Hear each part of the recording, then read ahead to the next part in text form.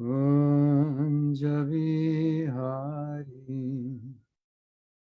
Jai Radha Madhava Kunja Vihari Jai Gopi Jana Vallabha Giridhara Dhari Gopi Jana Vallabha Giridhara Dhari Yashodhanandana Vajajanaranjana Yashodhanandana Vajajanaranjana Jamana Tira Panachari Jamana Tira Panachari Jaya Radha Madhava Kunja Vihari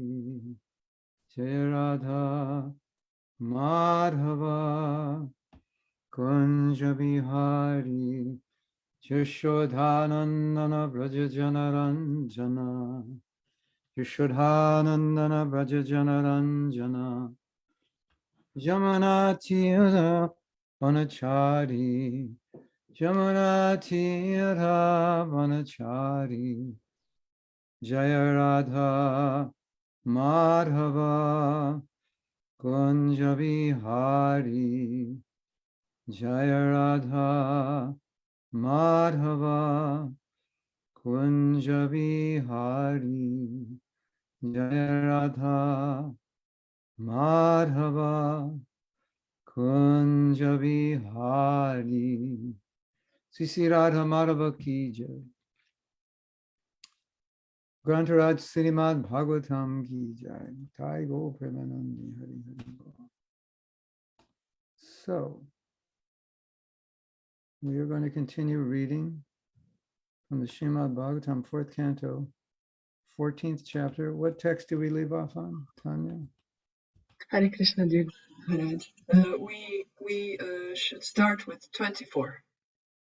4:14:24. Yes. This chapter is entitled The Story of King Vena. We're reading about King Vena so we know the kind of person we should not be. This is what to do if you come across such a person. This is text 24. Avajanantyami mudha nraparupinam ishwaram nanu vindanti te bhadrang ihaloke paratracha. Translation. Those who, out of gross ignorance, do not worship the king. This is Vena speaking when they're advising him about his mistakes and what he should and shouldn't do. So now he's retaliating. And he's telling the Brahmins they're in ignorance. Those who, out of ignorance, do not worship the king, who is actually the Supreme Personality of Godhead, experience happiness, neither in this world nor in the world after death. That's an interesting way of saying it. Experience happiness neither. Instead of saying you won't experience happiness, you experience happiness never. So if you remember in the last class on this chapter, we were talking about, as far as I remember, we were talking about how giving a fool good advice never works. And they don't want good advice. Have you ever been given good advice and not wanted it? Or given really good advice and rejected it, or given really good advice and become angry? So that's Canakya Pandit's description of a fool. Fools don't want good advice. And Vena, I predicted he wouldn't want to take good advice, and I was correct, because I knew Vena was in that category of self-righteous leaders. who don't want to be advised. So that's what's happening now in this part of the Bhagavatam. So there's no purport, so we can continue. Text 25. Ko yajna purusho nama yatravo bhakti idrishi bhatrisneha vidhuranam yatajhare kuyoshitam. Translation. You are so much devoted to the demigods, but who are they? Indeed, your affection for these demigods is exactly like the affection of an unchaste woman who neglects her married life and gives all attention to her paramour. I think the Brahmins were saying the demigods won't be pleased if you don't do sacrifice. I'm going back to the last thing they said. That, yeah, this is what they said. This is text 22. I'm going to read. When all the Brahmins engage in performing sacrifices in your kingdom, all the demigods, who are plenary expansions of the Lord, will be very much satisfied by their activities and will give you desired results, give you your desired result. Therefore, O hero, do not stop the sacrificial performances. If you stop them, you will disrespect the demigods. So he's responding to that. Who needs the demigods? Don't you know the king is non-different than God? And if you please the king, then everything is good. And if you don't, you're not going to be happy in this life or the next. And you're doing it out of ignorance. So, Hare Krishna. And then he accuses them of being devoted to the demigods. In other words, he's saying, he's just emphasizing the point, you should be devoted to me. So he was fully exhibiting fully manifesting that statement that power corrupts and absolute power corrupts absolutely. He, when someone gets in this absolute position, they don't want to be told anything other than you're great and you're smart and I agree with everything you say. So this is now text 26 and 27. Vishnu Vrinsho Girisha Indravayo Yamo Ravihi Parjanya Dannada Shomaha Shitiragnir Apapati Apampati Ete Chanye Chavibhudha Prabhava Bhara Shaupayo. Shapayo Dehi Bhavati Nripate Sarvadeva Mayo Nripaha. Lord Vishnu, Lord Brahma, Lord Shiva, Lord Indra, Vayu, the master of the air, Yama, the superintendent of death, the sun god, the director of rainfall, Kuvera, the treasurer, the moon god, the predominating deity of the earth, Agni, the fire god, Varuna, the lord of waters, and all others who are great and competent to bestow benedictions or to curse, all abide in the body of the king. For this reason, the king is known as the reservoir of all demigods, who are simply parts and parcels of the king's body. So what's interesting about this is if I state something which is true,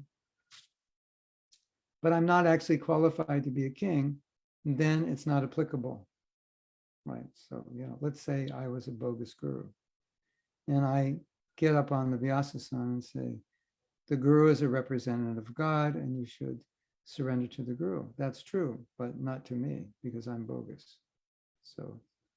So the problem with Venu's speaking, amongst other things, is that he's not qualified to, these may be descriptions, what he's saying may be true for an actual king, but not for him. So there's a purport here. So let's read it. There are many demons who think of themselves as the supreme and present themselves as the directors of the sun, moon, and other planets. This is all due to false pride.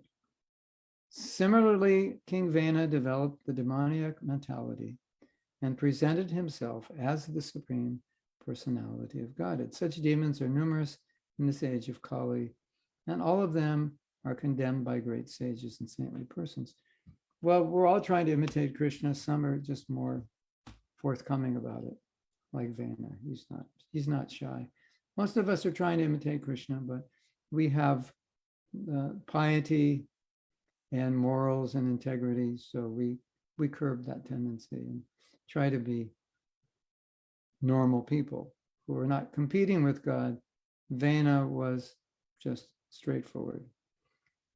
Now, we don't know if Vena actually believed what he was saying, or he was just saying it to convince the demigods to worship him. But we do know that he was not interested in following Shastra, and that's an indication that he didn't want restrictions, and he wanted to fully exhibit his tendency to compete with Krishna. And that's everyone's tendency. For sure, it's everyone's tendency. We're trying to curb that tendency. We're trying to recognize it, see it for what it is, and purify it. Unlike others who are trying to cultivate that tendency because they believe that's what is best, what will make them happy. Let's go to the next verse. This is text 28. Tasman mang karam karamabir vipra yajadvam gatamatsaraha baling cha mayam harata matonyako grabuk human. King Vena continued. I think King Vena is basically wasting oxygen right now. King Vena continued, for this reason, O Brahmins, you should abandon your envy of me, and by your ritualistic activities, you should worship me and offer me all paraphernalia. If you are intelligent, you should know that there is no personality superior to me who can accept the first oblations of all sacrifices. I think King Vena needs to go into therapy. What do you think? Gaurapriya, it's got like a bit of narcissism there. And the psychologist today could analyze all the personality disorders of King Vena, right? Make a whole list. Delusions of grandeur. Basically, he's a typical politician. We see this today. This is nothing we haven't seen. We haven't read about. If you read the newspaper today, you've probably seen some politicians acting in a similar way, right? Until they get caught with their pants down and they either get impeached, are forced to resign, humiliated, or in some way exposed. Of course, some leaders, after being exposed, will deny that they did anything wrong. And for certain, in the Hare Krishna movement, if one is a leader, one absolutely cannot exhibit these tendencies. So we were talking, I think, yesterday about some devotee was making some points about being self-aware. I forget in relation to what, but he was saying like sometimes we have certain tendencies and we're not aware of them. We don't recognize them. And I was saying, yes, that's true. But if you're a leader, you have to, because your job you won't be able to execute your job well if you're not self-aware, because people will give you advice or want to correct something you're doing. And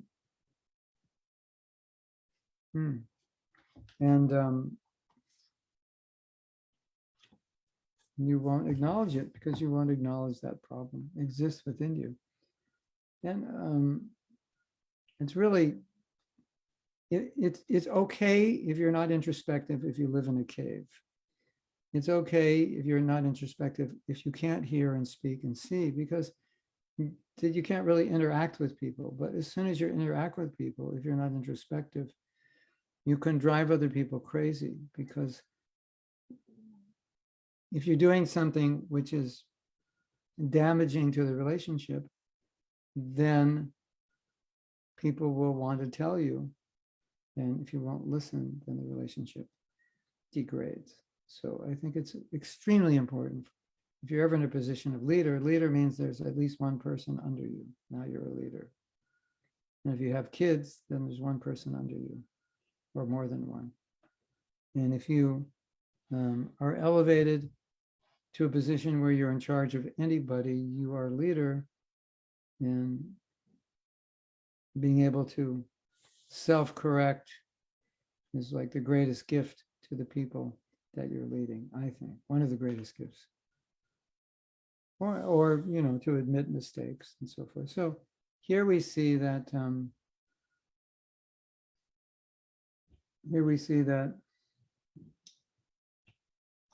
King Vena is unwilling to be introspective. He's unwilling to acknowledge any fault. And it's interesting, don't you think?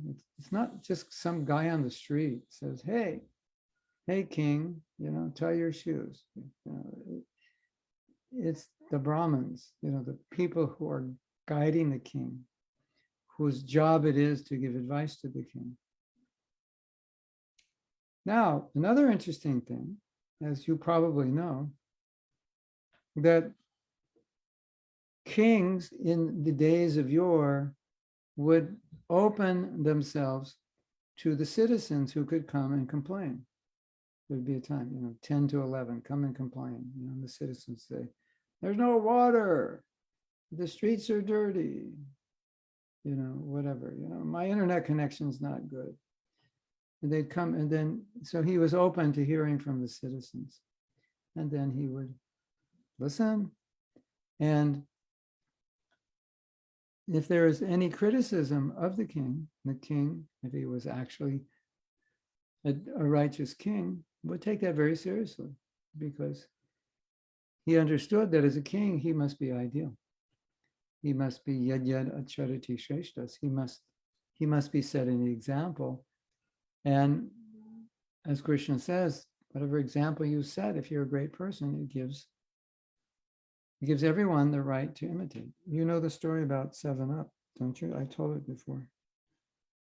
The proliferation of 7-Up in the Hare Krishna movement. You want to hear how 7-Up became a bona fide in the Hare Krishna movement? It says Sri Radha. Sri Radha. I'm staying at the home of Sri Radha, not my disciple, another Sri Radha. I'm in Columbus, Ohio. So in the early days of ISKCON, we never drank soft drinks, but carbonated drinks are said to be, I don't know if it's true, good for digestion. And Prabhupada was offered on an airplane 7-Up, and he liked it. So once the word got out that Prabhupada liked 7-Up, you can guess what happened. The 7-Up company went out of business because every temple ordered 2,300 cases of 7-Up. So that's the history of 7-Up drinking in ISKCON. Once the Acharya does something, everybody does it. That might have just been for Prabhupada's digestion. There was no intention that he wanted people to do it. Prabhupada was, you know, he was conscious that what he would do would be followed. So leadership is a big responsibility, for sure.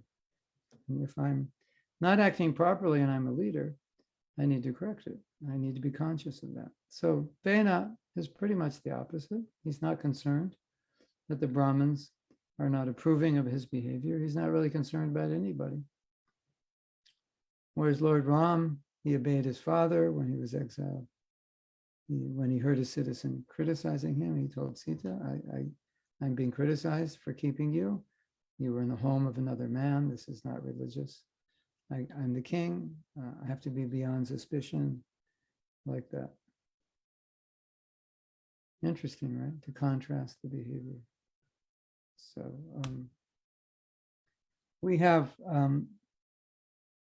in America, we have a Supreme Court. I guess in every country you must have a court. This is the ultimate arbiter of cases like federal laws, like abortion. Now it went to the Supreme Court, and the Supreme Court said abortion should be illegal after, I don't know, 50 years of it being legal. And there was a Supreme Court justice, the Supreme Court, the way it works is the president appoints someone, says, I want this person to be on the Supreme Court when there's a vacancy. And then it goes into our Congress, which would be, if you don't have Congress, like Parliament, and they question and then they vote. The problem is, if he's Republican, all the Republicans vote for him. If he's not Republican, all the Democrats usually vote against him. It's a political thing. But anyway, an interesting thing happened, that one man came up, and then, you know, it's quite embarrassing. They check out your whole life, what you were doing in college, you know. And a woman came on and said, well, in high school, he attacked me, you know, tried to rape me. And there were reports when he was in college, he was always drunk and rowdy. And, you know, this is the kind of person you wouldn't want on the Supreme Court of the United States. So they asked him after these people testified, did you do these things? He said, absolutely not. And his roommate came on a news show and said, he's lying. He did these things. I lived with him. I saw what he did. And the lady who accused him of sexually harassing him, he said, this is a lady of high integrity. There would be no reason that she would lie. And he was approved to the Supreme Court, and he denied everything. So, you know, great leaders, they have nothing to hide. Their life's an open book. That's what it means to be a great leader. Nothing to hide. And if they have some shortcoming, they will admit it. So that's the price you pay of being a leader. You know, if you want a political post or a big position, then you'll lie to get it. Yeah, especially if you know there's no way to prove it other than the testimony of one person, which is easy to throw out, saying we don't trust that testimony. So with testimonies, there's often no way to prove if they're right or wrong. It's just your opinion. So these things are going on, as Prabhupada would say. Hare Krishna. Welcome to the material world. I hope you have a good time while you're here, but I would suggest getting out. It's probably the best idea out there, the best idea around, as far as I can see. Mr. Mahatma, what's your idea about this? I don't have an idea. Only idea I have is get out of here. Then you won't have to deal with this. That's my idea. Right? Like, why would I want to deal with this when I can just get out? You know? What do you think about the economy in Chile? I think I should move out of Chile to Switzerland. Yeah, but the economy is better. That's what I think. I'm not telling you, Priya, to move to Switzerland. It's just an example. Okay. I mean, you could move there if you want. Okay, so we can continue reading. Oh, there's a purport here. Did I read the purport? Yeah, I did. Let's read it again after I made my comment. It maybe will shine through in a different way. As stated by Krishna himself throughout Bhagavad Gita, there is no truth superior to him. King Vena was imitating the Supreme Personality of Godhead and was also speaking out of false pride, presenting himself as the Supreme Lord. These are all characteristics of a demoniac person. False pride. There's real pride and there's false pride. He had nothing to be proud of, therefore it was false pride. Nothing good. If you have something good to be proud of, it's okay. As long as that pride is helping you, inspiring you. So let's go to the next verse, verse 29. Maitreya Uvacha. Itam viparyaya matihi papiyam utpatan gataha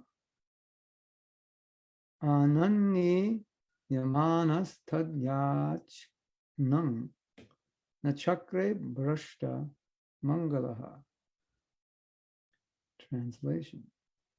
The great sage Maitreya continued. He's telling the story, Maitreya. Thus the king, who became unintelligent due to his sinful life and deviation from the right path, became actually bereft of all good fortune.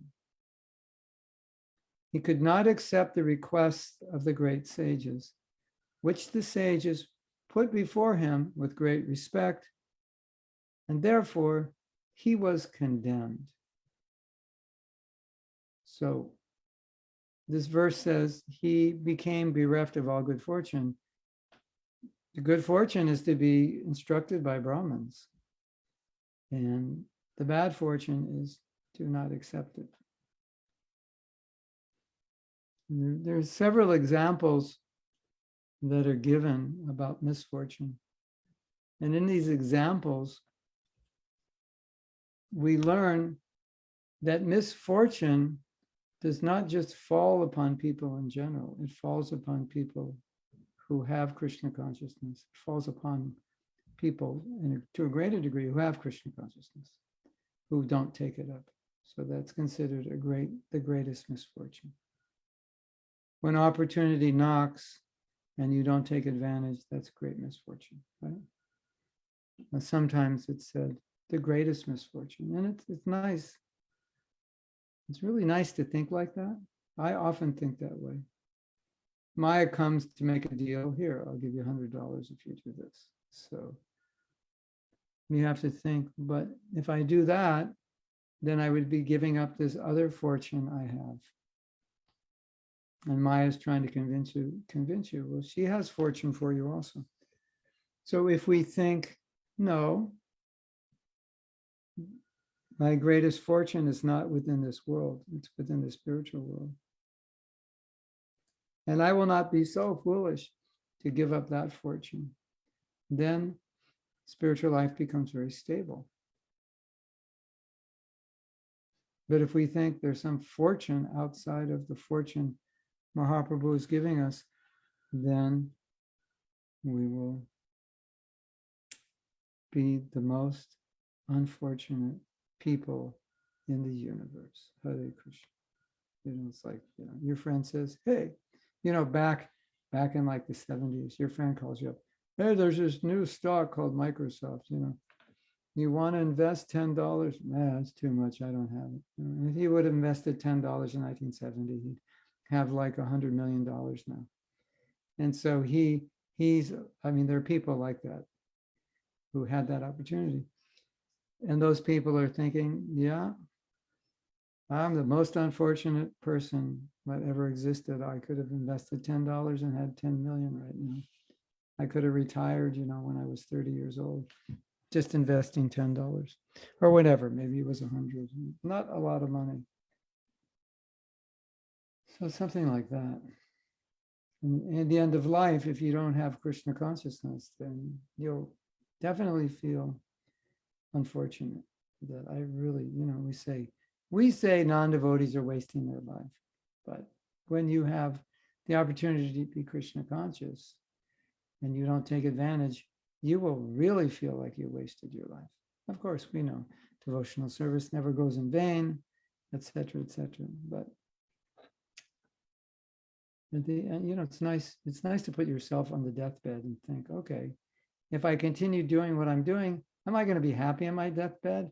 Or am I going to feel like I'm going to kill myself before I die? This is too painful. I was too stupid. I lost so many opportunities. It's nice to think that way. We were taking a japa walk this morning, and we just had a little mini japa workshop last night for 2 hours, which we'll finish tonight. And so I was telling the devotees when we were walking, I was saying that we were chanting, yesterday we were chanting to this picture of Gop Kumar, my favorite picture of Krishna's embracing him. And I always think, oh, that could be me, I envision myself, that's Krishna embracing me, I'm next in line if I'm Krishna conscious. And I said, if you chant with some realization that Krishna is present in his name, you feel that, you meditate on that, then dying, it's just like you're waiting in line to be embraced. You'll be the next one embraced by Krishna. Dying, you will feel that, well, I'm with Krishna right now. And so what's the big deal? I'm with Krishna in the body, I'll be with Krishna outside the body, I'll be with Krishna in another body, in a spiritual body. So I was just emphasizing the importance of japa as a preparation, because if you have some realization that Krishna is present in his name, then when you die, you'll just be with Krishna. It's going to be really easy. So how you chant japa, how you practice it, obviously it's going to be the way you're going to be chanting at the end of your life. And so if you've practiced to chant well, the transition will be quite easy, much easier than you might think. It's like, well, I'm leaving my body. What am I doing? I'm chanting Hare Krishna. That's what I did my whole life. I've always felt Krishna's presence when I'm chanting. Okay, if I feel that I'm in the presence of Krishna, then whatever happens is, in a sense, inconsequential. So that's a nice meditation.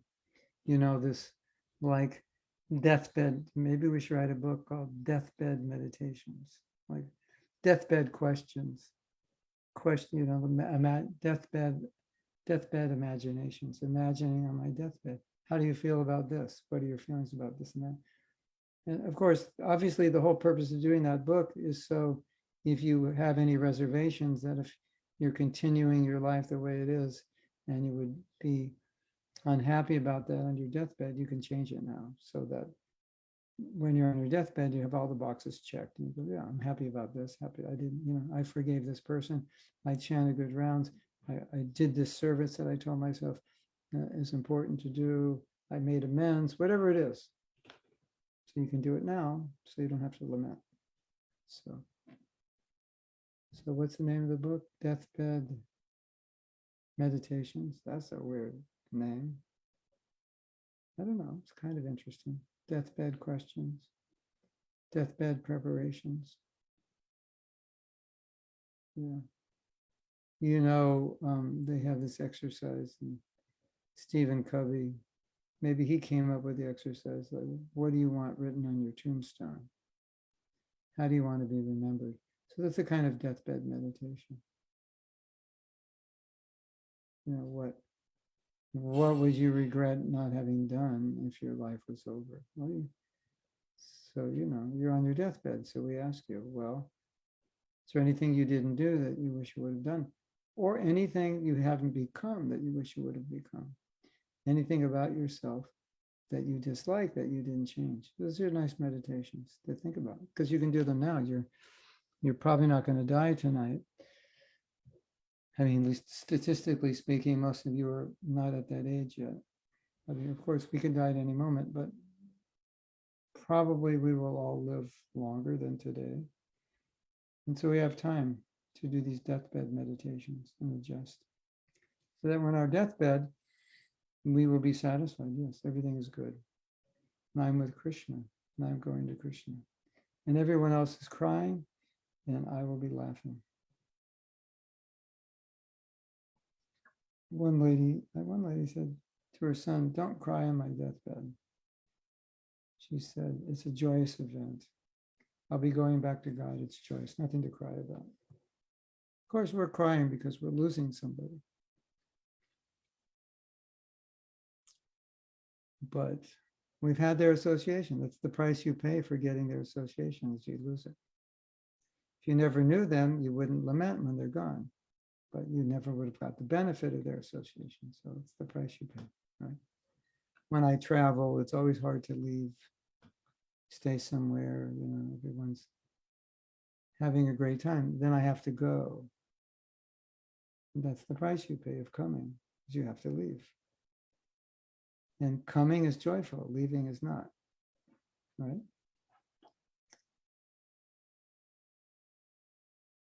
Okay, so let's read some more. This is the purport. I'll read the verse again, and then I'll read the purport. Great sage Maitreya continued, thus the king who became unintelligent due to his sinful life and deviation from the right path, that in itself is unintelligent. You become unintelligent doing that, and you are unintelligent if you do it. The king became actually bereft of all good fortune because of not following Shastra, not following the Brahmins.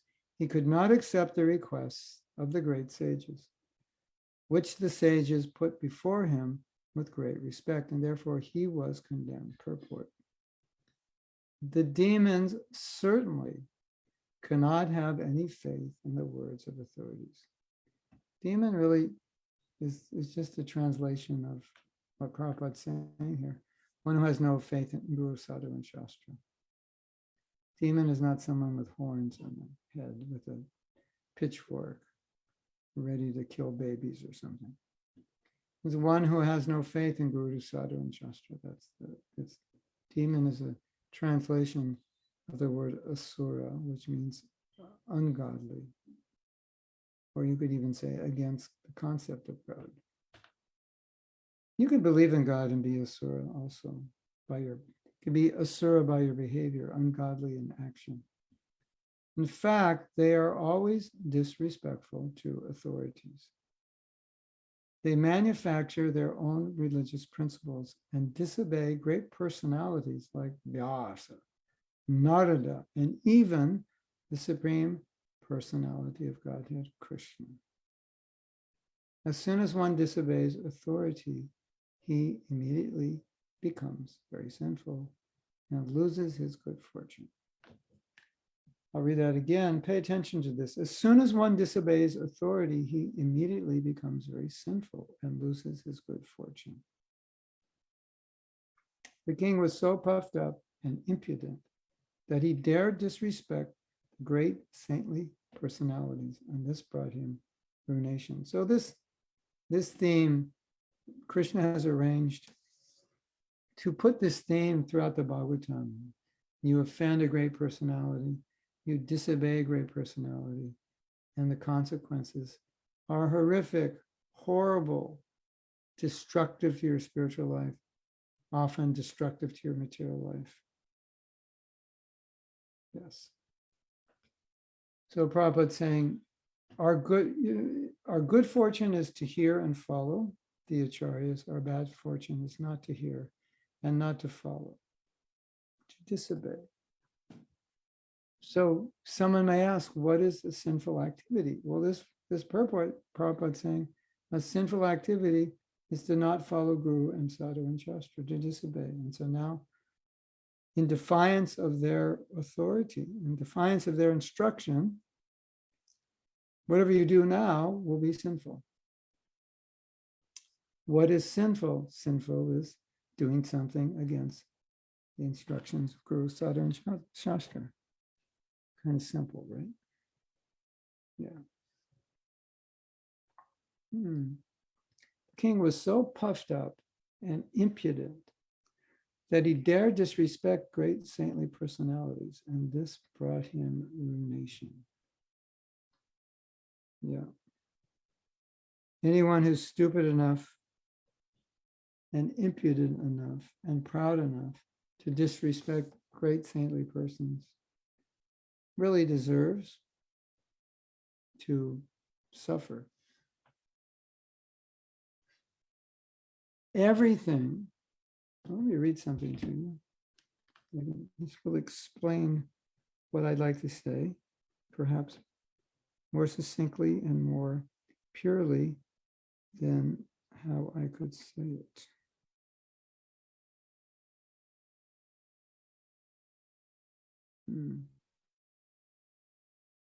Hold on. This is from Nectar Devotion, Chapter 1. In this Srimad Bhagavatam, it is also confirmed by Prahlad Maharaj that merely by personal efforts or by the instructions of higher authorities, one cannot attain to the stage of devotional service. One must become blessed by the dust of the lotus feet of a pure devotee who is completely freed from the contamination of material desires. So why am I bringing this verse up? Because it's being said here, if you disrespect a great saintly person, it will bring ruination to your life. And this is saying, if you serve and respect a great saintly person, by their mercy, the consequence of that is you get their mercy, and then everything. What did Prabhupada say?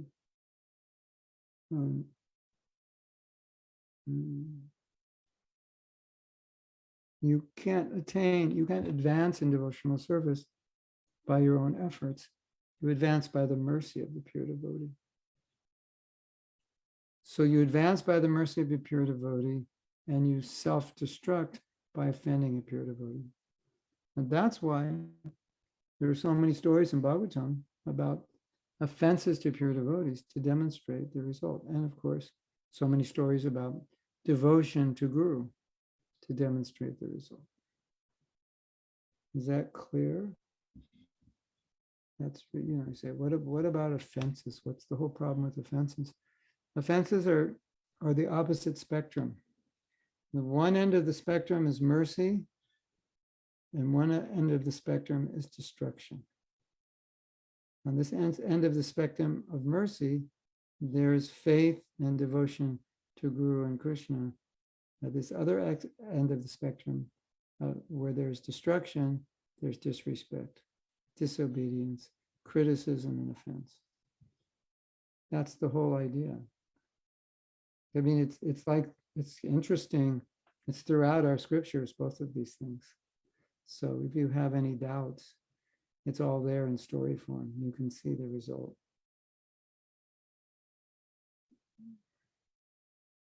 Of great sages who offended devotees and how they fell from their spiritual standing. Jagais and Madhais who were elevated because they got the mercy of the Vaishnavas. There's so many stories like that. It should be so clear to us. That is, sometimes you might think, well, we hear that we shouldn't criticize devotees, but why is that important? Because those are the very people through which we get mercy. And once you criticize them, you don't get mercy. You not only don't get mercy, you get a reaction which is destructive to your bhakti. So by serving them, you could say, by being nice to them, you get mercy. By not being nice to them, you self-destruct. You destroy yourself. It's not that, well, I'm not respectful to this person, so I don't get their mercy. But I can get the mercy of someone else. Yeah, sort of, but not really. But if it goes to the point where I'm offending that person, it's not that I won't just not get their mercy. I will get the reaction to my offenses, which will then evaporate my devotional service, just like Prabhupada said, just like a bamboo can evaporate water on the river. Did you know that? Bamboos drink a lot, so they can evaporate water. In the same way, offenses can evaporate your bhakti. So what we can see here in the story is King Vena is, as we say in America, he's on his way out. Can you see that King Vena is on his way out? Is it obvious by his behavior?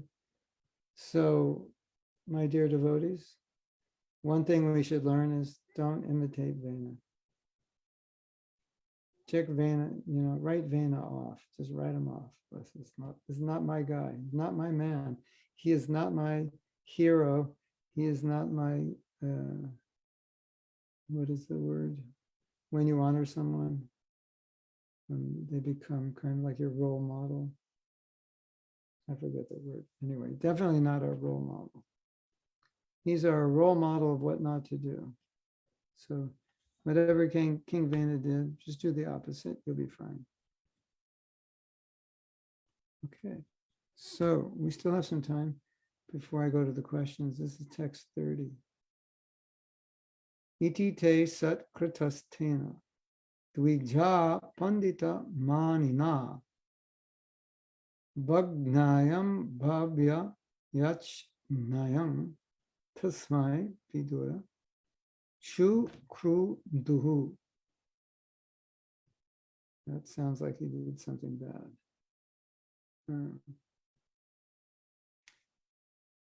Just that word, those last words, what do they mean? Yeah, I was looking at this word, shukruda. I said, that's a bad word. Let's see what it means. Became very angry. See, I could tell. Something about that word made me think, something's been done. Something bad has been done. Shukruda. Translation, my dear Vidura, all good fortune unto you. The foolish king, who thought himself very learned, thus insulted the great sages, and the sages, being brokenhearted by the king's words, became very angry at him. So you don't want to anger sages. Definitely you don't want to do that. You want to please them. And if you please them, all good fortune to you. And if you anger them, all hell will let loose. So let's see what happens in text 31. Hanyatam Esha. That means they killed him, I think. Papa Prakrita Daruna Jivan Jagat Asabashu Kurude Bhasmasa Dhruvam. Okay, let's see what happens. It's not looking good for Vena at all. Translation. All the great sages immediately cried, kill him, kill him. He is the most dreadful and sinful person. If he lives, he will certainly turn the whole world into ashes in no time. Okay, so now we see the result of offending the sages. You die.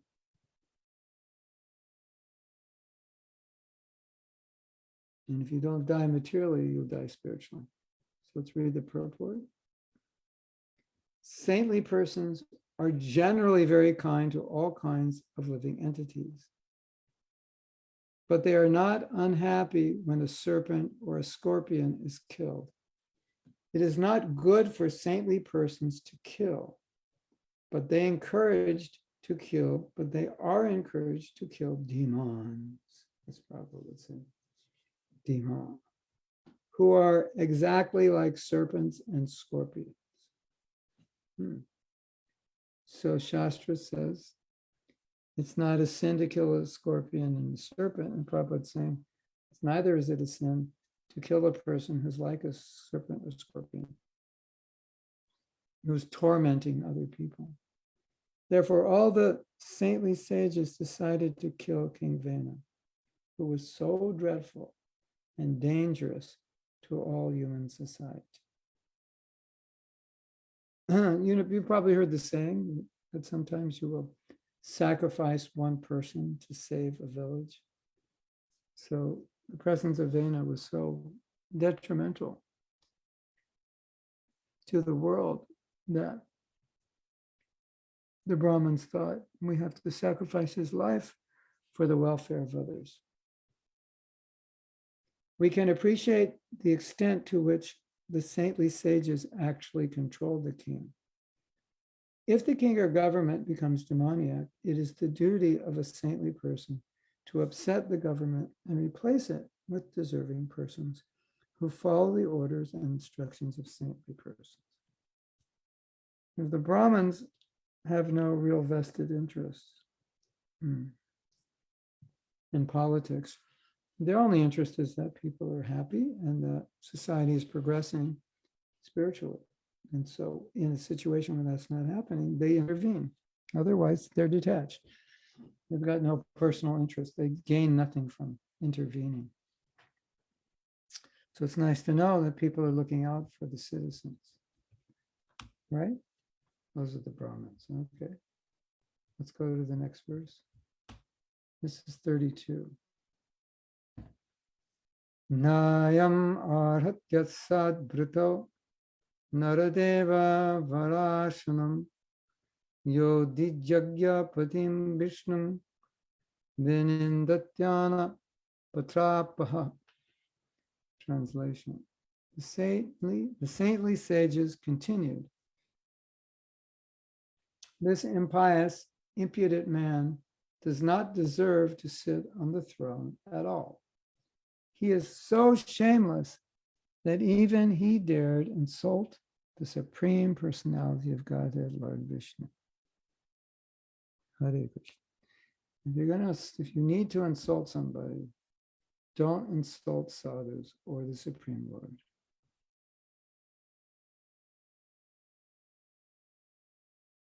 Purport: one should not at any time tolerate blasphemy and insults against Lord Vishnu or his devotees. A devotee is generally very humble and meek, and he is reluctant to pick a quarrel with anyone, nor does he envy anyone. However, a pure devotee immediately becomes fiery with anger when he sees that Lord Vishnu or his devotee is insulted. This is the duty of a devotee. Although a devotee maintains an attitude of meekness and gentleness, it is a great fault on his part if he remains silent when the Lord or his devotee is blaspheming. Yes. So this question comes up often. What do I do when someone's criticizing a devotee? And we have been given instructions in Shastra. There's several things we can do. We can defend that devotee. We can stop the person who is speaking. Tell them this is improper, please. I do not want to hear this. If they won't stop, we can leave. Or if you're a Kshatriya, or you're in a position of administering justice, as we're seeing here, you could kill that person if he's incorrigible. If he won't stop and his actions are destructive to others. But not that we're recommending you kill such a person, but the point is that there would be no karmic reaction for killing such a person. When you use violence to stop violence, there's not a karmic reaction if that's actually what you're doing, and that's actually your position. So that's what's being said here. It's like a mathematical calculation. How much violence will this person be committing to the world, and how much violence will I be committing in stopping him from doing that? And obviously, it will save the lives of many if some person like this is killed. So that's the idea. So I'm going to stop and see if there's any questions or comments. Don't get any ideas, and I give this class, and tomorrow we find out. Gopinath was just arrested. He tried to shoot the prime minister of Chile. Yeah. So, well, Gumaraj, you told me. These are demoniac leaders. They should be killed. I was just doing it for the benefit of Chile. So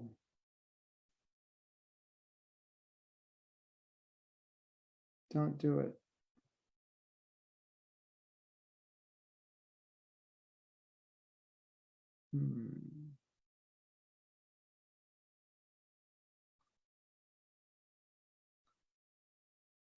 So far, all the comments are just the verses.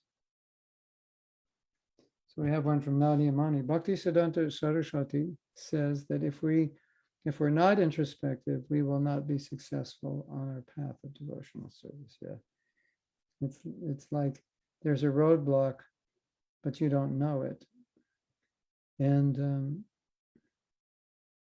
so you just drive right into it. You don't see it. So many internal roadblocks we need to become aware of. Ajinkya says, true. Now we don't know what's true because we don't have the context, but maybe we'll remember. I've realized that in our organization, it is easier to learn philosophy, but difficult to learn sattva guna. Yeah. You don't have to do anything to learn philosophy other than be awake and pay attention, which we can all do. We've done it all our lives in school. So that's quite easy. We have many people who are just amazing in philosophy, but not able to maintain sattva guna. And perhaps we could add that part of the problem is not stressing enough actions, stressing too much philosophy and understanding as opposed to action.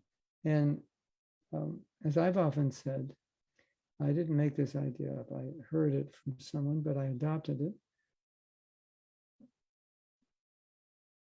That if you say you understand something, it can only be demonstrated. You could only say you understand if you actually do it. You know, like sometimes you tell a kid, don't do this. Do you understand? They say, yes, I understand. And then they do it again. And you're thinking, you didn't understand what I said. Yeah, I understood what you said. You didn't want me to do this, but I wanted to do it. So I did understand what you said. So we don't want that kind of understanding. We want to redefine what it means to understand. If you understood what I said, you won't do it. That's what I mean by understanding. So if that becomes our definition, then this problem is you can solve this problem of knowing and not acting, because you won't define knowing as not acting. You'll define it as acting. So it becomes holistic. Okay, now I know if I'm going to complete the process of knowing, I have to do it. Otherwise, I don't know it. So if you adopt that attitude, that's really good, because you'll be forced to think how to practically apply it in your life. If you don't have that attitude, then once you know it, you think you know it. And you may not feel obliged to do anything more than just know it. Right?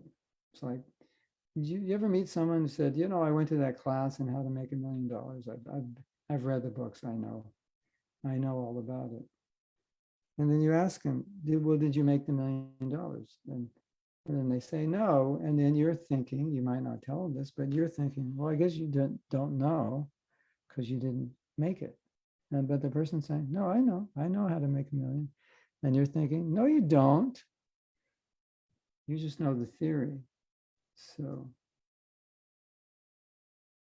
we're going to adopt a new paradigm today. That to know means to not only know intellectually or informationally, but to apply it. And until I do that, we won't consider it unholistic knowing. Is that okay? Everyone agree? Raise your right hand if you agree. Okay.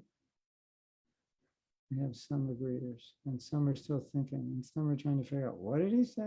Was he asking a question? Yeah, I was asking a question. Anyway, play the class over if you missed it. Okay. Tanya says, I found it so fascinating when I noticed that Srila Prabhupada repeats over and over again, make yourself fortunate. It's incredible that the choices are, yeah. So we've postponed our class on self-care, self-acceptance to the end of October. But this is an example when Prabhupada says, make yourself fortunate. He's really talking about self-love, although that term self-love, it doesn't always ring well in devotees' minds. It sounds very selfish or very kind of modern psychology-ish. But when Prabhupada says, make yourself fortunate, we're like, what does that mean? It means take care of yourself, show yourself compassion. So show yourself care and love, doesn't it? That's a good statement. Make yourself fortunate. All right. We should get a tattoo, right? Should we make a t-shirt? Make yourself fortunate. What do you think? Good idea.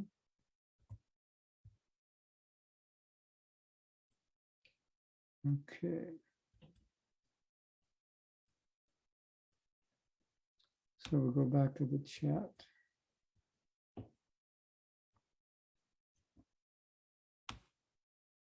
Okay. The art. The Art of Dying, yeah. Must be a book called The Art of Dying. Oh, there's The Art of Living, The Art of Dying. I like that. I like the idea of deathbed meditations. Like, this is what you could be thinking on your deathbed. So why don't you think about it now instead of then?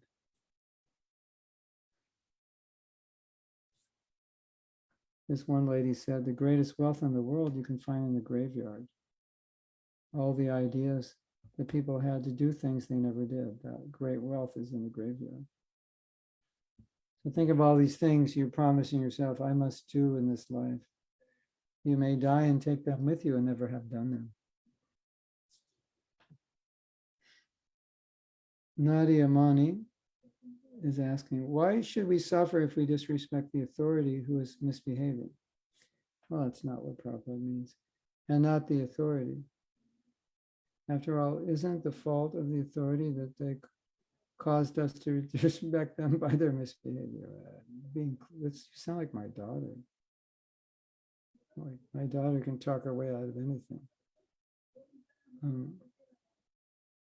You know what you say is true, but sometimes you have to respect the authority, at least to keep the structure functioning, so there won't be a revolution in your temple. Even, we overthrow the authority, we throw them out the window. And that's what happened with Vena. They threw him out the window, or they chanted their mantras, and he died from their mantras, as I remember the story. We'll find out. And then they had a problem. They said, oh, who's going to take over now? Because now there's no king. And all the thieves are getting like restless because, or not restless, they're becoming active because there's no king, no one to stop them. So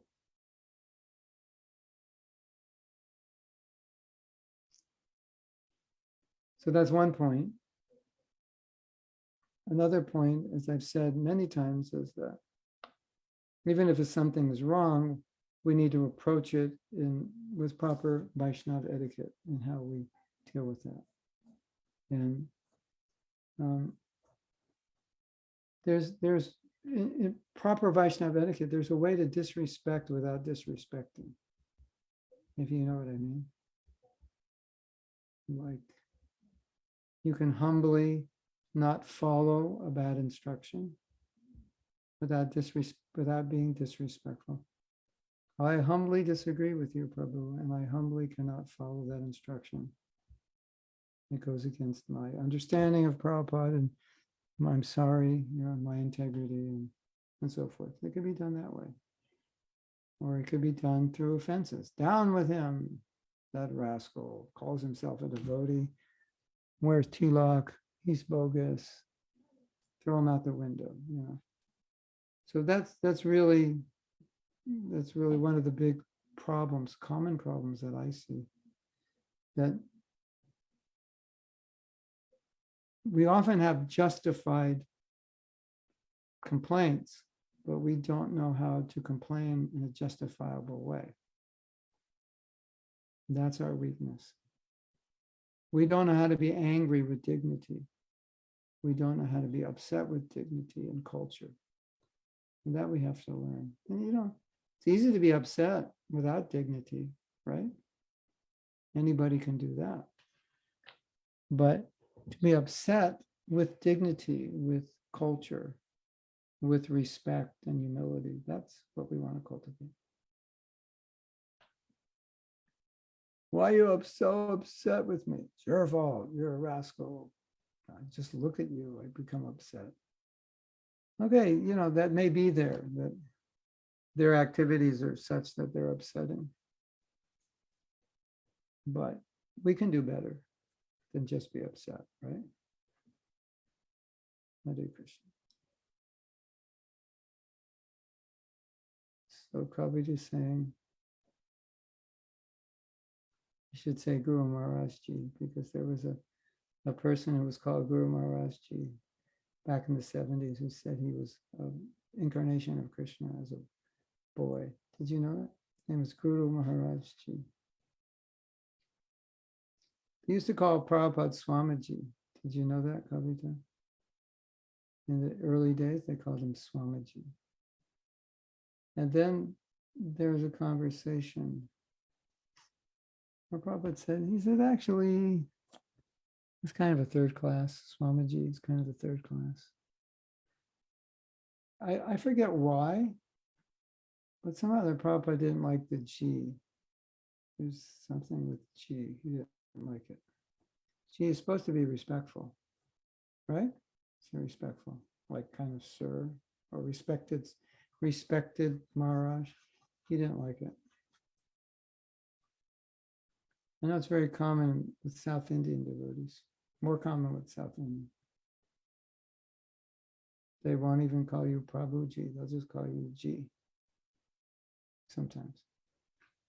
So how can one know that another devotee is pure? Because you'll be purified by their association. How can you know one is not pure? You'll be putrefied by their association. There are other external signs. One sign is that one's attached to chanting. They have a taste for chanting. And in general, they have a taste for devotional service.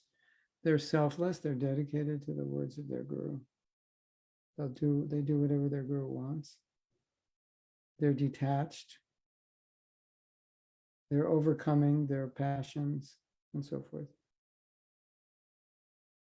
If you just, read the Leelas of Prabhupada, then you'll know what a pure devotee is. And then you can notice if anyone's acting like that. But really, one of the signs is that we will experience more Krishna consciousness in their presence. And we will see very intense levels of dedication.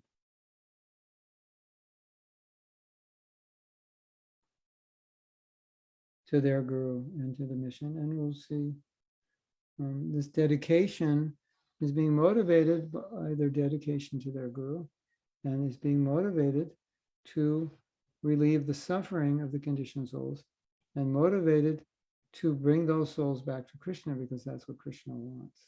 So pure devotees just existing as an instrument of Krishna's will.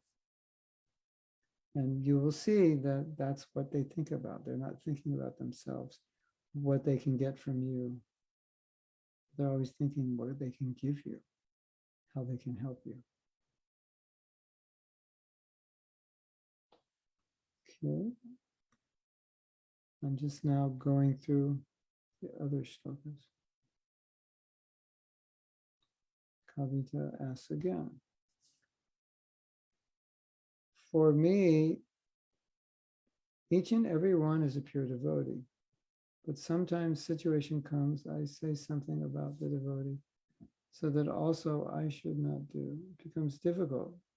Please bless me that I don't see any fault in anyone and walk on the path of pure devotee, pure bhakti. Well, this is interesting.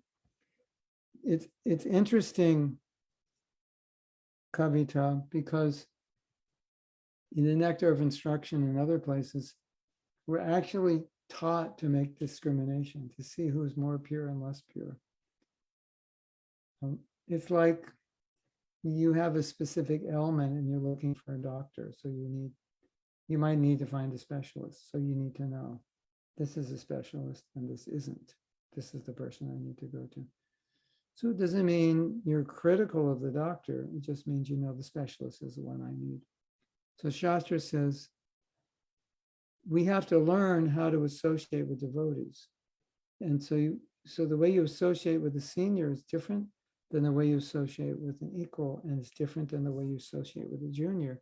So you have to be able to know, well, who am I more advanced than, who am I less advanced than, and who am I equal in advancement. So then if I'm equal, I make friends. If they're lesser, I help them. And if they're greater, I learn from them and serve them. So that's the partial answer to your question, right? Seeing everyone as a pure devotee is good, because everyone is doing their best to serve Krishna. That's good. But sometimes those you're seeing as pure devotees may not always act like pure devotees. and they may act in ways which are harmful or detrimental to other devotees. And then it becomes our duty to point that out. But that is not considered criticism. That's just considered our service. And so the hard part is to be able to point this out without becoming offensive or becoming contaminated by it. Because now it becomes a service. Whereas generally, maybe I wouldn't find the fault, but now it's a service. So I'm obligated to do it. So I have to remain humble and respectful so I don't become affected by the fact that I'm talking about someone's faults.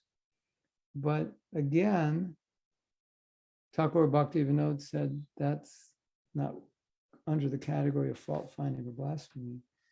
If what you're seeing is true and you're trying to remedy a situation because that person's behavior is adversely affecting others.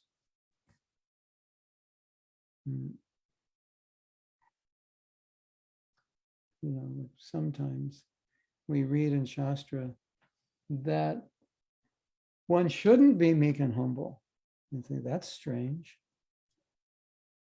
Because in certain situations, one has to stand up for Krishna's interest. So then being meek and humble in that situation would be wrong. It wouldn't be service. So now we're no longer meek and humble for our service, but it's not being generated from ego or the mode of passion. It's being manifested so I can do a service. So Nadia Mani is quoting someone, but I'm not sure who she's quoting because there's quotation marks. Oh, this is the instruction of Bhaktisiddhanta.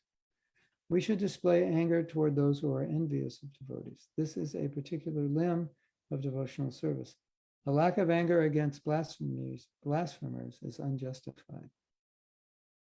But before that, we have to see whether we ourselves are envious of devotees, whether we ourselves are actually serving Krishna. So first, we should show anger toward our own sinful propensities. We must correct ourselves first, otherwise we cannot correct others yet. Is there a saying like that in the Bible? What's the saying in the Bible about that? I can't remember. It's like common quote, isn't there? What's the saying, Tanya? Take the prick out of your eye before you take it out of someone else's eye. That's one of them. Something about he who cast the first stone. What is it? She's putting in. Going to put it in the chat.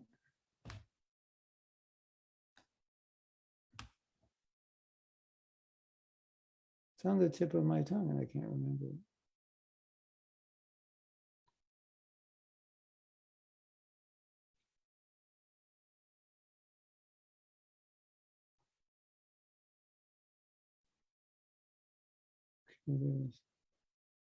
You hypocrite, first remove the beam out of your eye, and then you can see clearly to remove the speck out of your brother's eye, the beam and the speck. Yeah. So I'm going back to Nadia's statement, quoting Srila Bhaktisiddhanta. So Srila Bhaktisiddhanta is saying what I said, that to protect Krishna's interests, sometimes it would be wrong not to be angry. Because sometimes Shastra says that this is the kind of behavior that will purify people. You show them neglect or you show them anger. And so it becomes a limb of bhakti, but this is a type of behavior. And then he says what? But first, make sure you're not doing what you're criticizing others of doing. Isn't it weird to criticize someone for doing the same thing you're doing? Don't you find that like so much lacking in integrity? Like Kamal says, Some devotees stress totally on sattva guna and not at all on philosophy. I don't feel comfortable in that group. Therefore, I stopped interacting with them. Just want to know if it's okay. If it's okay for you, find the association that inspires you. Yeah. There's got to be a balance, of course. Poor Priya. I have seen an overuse of the word offense and an overjudgment of people who do not agree with the decision and are immediately called offenders. Yeah. If they do not follow it or simply express their disagreement. It's unfortunately common in my country. Yeah. You know, we all know the funny thing about law. You know, let's say the law is it's illegal to smoke marijuana. It's illegal, right? It's not really a judgment so much if marijuana is good or bad. It's just a law. So breaking the law is bad, right? And now they've changed the law in many places in America, I don't know elsewhere, that it's not illegal to smoke marijuana. So now you can smoke it. But if you smoke it in this state, you get arrested, and smoke it across the border in that state, you don't. So it's not, laws are not always judgments on what's right and wrong as much as they're judgments on following the law is right, even if the law is wrong. It's kind of interesting, right?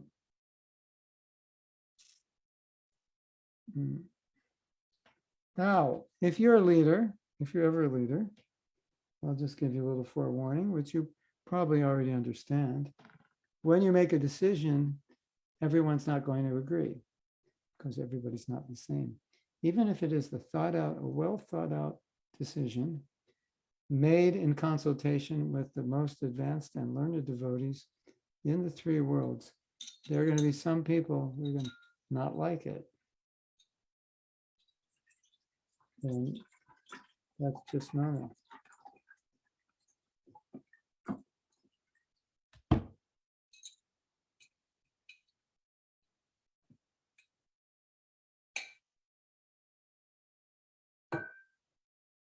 You're an envious snake, Gaura Priya, because you don't agree. Is that what you're saying, basically? And you know you're not envious, you just think it's a bad policy and you want to express it. But you're just been a devotee a few years, so no one's going to listen to you. Now, when you have gray hair and you're 80 years old, then they'll listen to you. So you just have to be patient. Or you could dye your hair gray now and, do some Hollywood makeup and move to another country and speak like you're 80 and everyone will do what you say. Oh, Mataji, you must be a Prabhupada disciple. Whatever you say, I'll do. We can make a movie like that. And you say the same thing, exact thing that everyone's saying you're envious of. And now they're saying, brilliant, brilliant, brilliant ideas.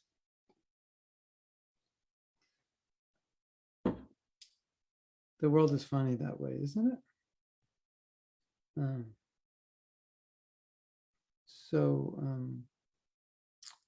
This is, I think, common everywhere. It's even common in our movement. And as our movement grows, we get deeper understandings. And so all the people, it's like you see these governments, all the outcasts who were in jail for 20 years. Now they're all the new leaders and they're praised, as the reformers, right?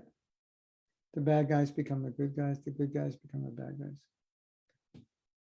Govinda Dasi said, a significant thing happened in Boston was that Swamiji became Srila Prabhupada. Gaur Sundar was studying various forms of address in Sanskrit. This is about the G. And he learned that G is an affectionate form of address, respectful or affectionate. Mahatma Ji, Gaurapriya Ji, Tanya Ji, Kavita Ji, which was news to us. I was sitting in Prabhupada's room taking dictation, as I often did, and Gaur Sundar at the doorway said, Swamiji, is it okay if I call Govinda Dasi Govinda Ji? Swami said, no. Ji is a third-class form of address. You should not. Govinda Ji is the name of deity. I said, why are we calling you Swamiji if it's a third-class form of address? He said, It's not very important. I said, no, it is very important. What is the best thing we can call you? Swamiji said, you could call me Gurudev or Guru Maharaj or Srila Prabhupada. I said, which of those three is best? And Swamiji said, Srila Prabhupada is nice. I said, okay, and told all the devotees. From that day, he was no longer Swamiji, but Srila Prabhupada. Hare Krishna. Thank you for that. I didn't have all those details. The Govindaji part, I forgot. Can we call you Govind? Can I call her Govindaji?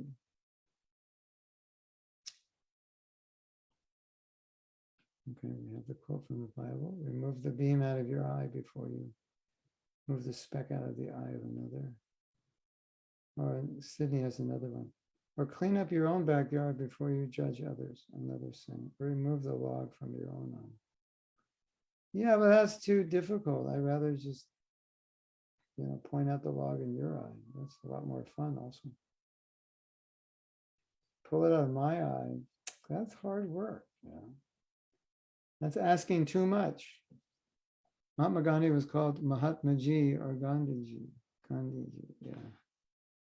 Prabhupada didn't also like the Gujarati. They called the women sister and the men brother, Bai and Baire. Or what's the Ben and Bai. He didn't like that.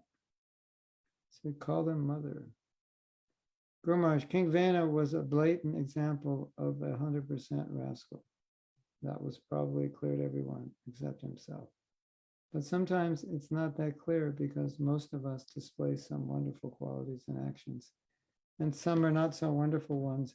And our destructive mentality can be more subtle. How can we catch ourselves when we subtly stray outwards, the destructive side of the spectrum? I was talking about that the other day in class. And I was saying, you know my saying, Tanya, sadhana begins at 9 a.m. Have you ever heard me say that? So I was explaining to them that when you or anybody, when you start looking at sadhana as behaviors within relationships, behaviors within not any relationship, even if you just meet someone on the street for a second, that's also a kind of relationship.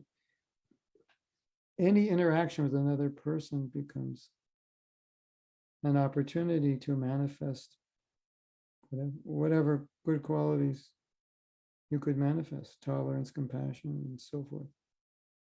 So if you become more aware of that, then you become more aware when you're not doing it.